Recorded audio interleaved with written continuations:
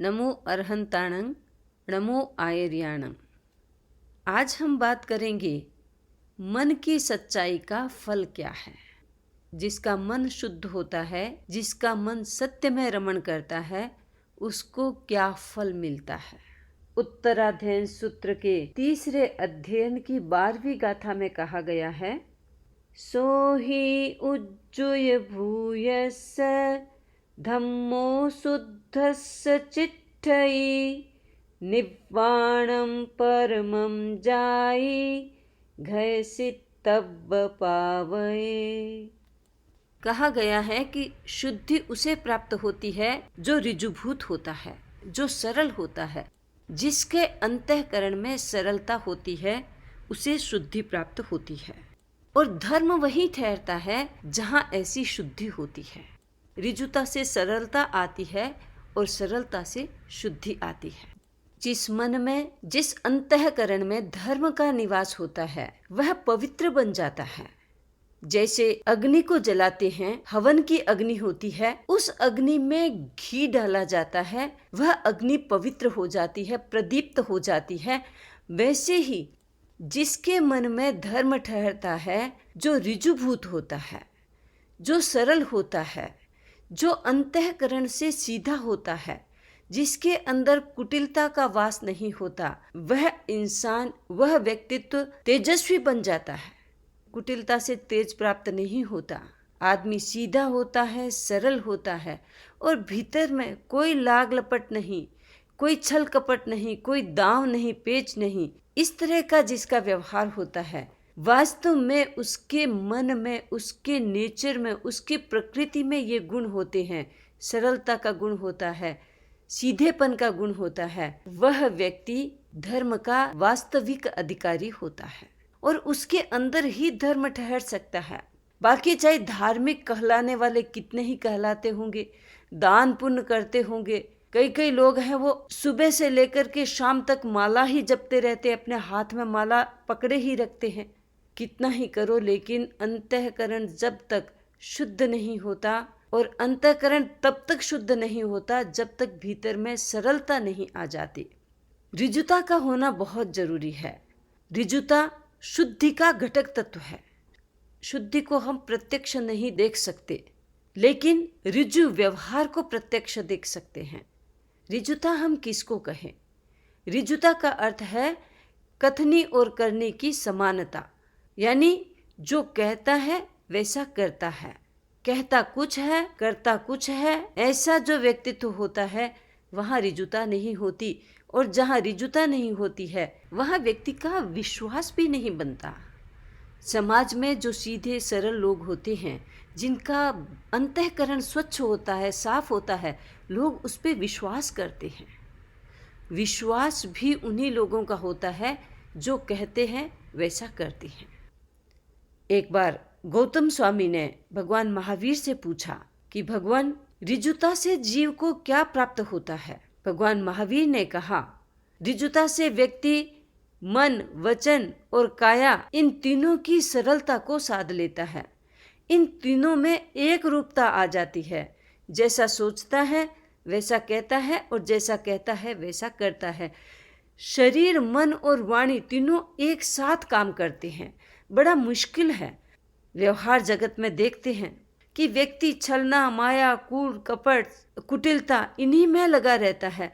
और कई व्यक्ति कहते हैं सरलता से दुनिया नहीं चल सकती।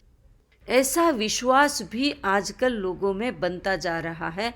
लेकिन ये त्रैकालिक सत्य है कि जो व्यक्ति ऋजुभूत होगा वह धर्म का मूर्त रूप होगा, और जो व्यक्ति धर्म का मूर्त रूप होता है, जीवन की तेजस्विता वहीं रहती है। जीवन बुझा बुझा नहीं रहता, जीवन प्रेरणा बनता है। प्रेरणा बने या न बने दूसरे के लिए, लेकिन व्यक्ति ऐसे जीता है, उसको आनंद आता है। ऋजुभूत व्यक्ति जो होता है वह दूसरे के लिए उपकारी होता है। वो दूसरों का हित चिंतन करता है। दूसरों का हित चिंतन करना एक बहुत ही दुर्लभ गुण है। आज के युग में व्यक्ति अपना ही हित देखता है। दुख दिखेगा तो अपना दिखेगा, सुख देखेगा तो अपना देखेगा। बस सब कुछ मुझे ही मिल जाए। ऐसी विचारधारा जहाँ घर कर जाती है वहाँ सरलता भीतर में टिकती नहीं। यदि हमें धर्म का स्वाद लेना है, यदि हमें आनंद का स्वाद लेना है और कहते हैं परमात्मा स्वरूप का आनंद लेना है, तो हमें सरलता रखनी पड़ेगी। हमें कुटिलता का जो नमक मुंह में दबा रखा है उसको निकाल के फेंकना पड़ेगा, तभी हम इस मीठेपन का अनुभव कर पाएंगे। मुझे एक कहानी याद आ गई। 2 चिंटियां थी, एक चिंटी मिश्री में रहती थी, एक चिंटी नमक में रहती थी। मिश्री वाली चिंटी को अपना भोजन बड़ा स्वादिष्ट लगता था और वो हमेशा जब भी नमक वाली चिंटी के पास जाती वो मिश्री की प्रशंसा ही करती। वो कहती, देख तेरे यहाँ आती हूँ तो मुझे अच्छा नहीं लगता, यहाँ के वाइब्रेशन अच्छे नहीं लगते, तुम्हारे भोजन का स्वाद मुझे अच्छा नहीं लगता, तुम मेरे घर आना, मैं जो भोजन खाती हूँ वह मैं तुम्हें दूंगी, तुम देखना वो कितना मीठा होता है। तुम जो भोजन करती हो वो बिल्कुल भी अच्छा नहीं है। मिश्री वाली चिंटी ने उसको आमंत्रण दिया कि तू कल मेरे घर आ जाना। दूसरा दिन हुआ। नमक वाली चिंटी ने सोचा कि मैं उसके घर जाऊंगी तो सही, कल को उसका भोजन अच्छा नहीं लगा, वो इतनी दूर भी रहती है, मैं वापस भी टाइम पर न आ पाई तो भूखी रह जाऊंगी। उसने घर से निकलते समय एक नमक की डली अपने मुंह में साइड में रख ली। वो पहुंची अपनी फ्रेंड के यहाँ, देखा कि मिश्री की अच्छी सुगंध आ रही है, उसकी बनावट, उसकी डिजाइन उसको बहुत अच्छी लगी, लेकिन मन में ये था कि अच्छी तो लग रही है पर इसका स्वाद कैसा होगा, कल को मुझे नहीं भाया तो क्या करूंगी। उसने बड़ा अच्छा स्वागत किया, आओ भगत की, उसको बिठाया, बैठ बहन यहाँ बैठ। उसको मिश्री की डलियां देती है और कहती है, ले खा, जो मैं खाती हूँ मैं तुम्हें दे रही हूँ, तू चख थोड़ा सा पहले। अब बड़ा मन हो रहा था खाने का पर संकोच भी था, पता नहीं कैसी लगेगी। एक टुकड़ा उठा करके उसने अपने मुंह में रखा और उसने कहा कि कोई खास फर्क तो नहीं पड़ रहा है, जैसा मेरा भोजन है वैसा ही तुम्हारा भोजन है। मिश्री वाली ने सोचा ऐसा हो नहीं सकता। उसने एक दाना और दिया कि ले इसको चख। उसने फिर मुंह में डाला।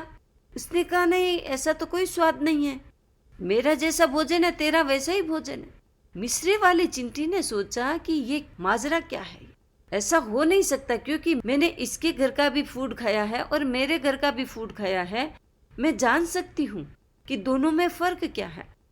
उसको समझ में आया। उसने कहा, तेरा मुंह खोल।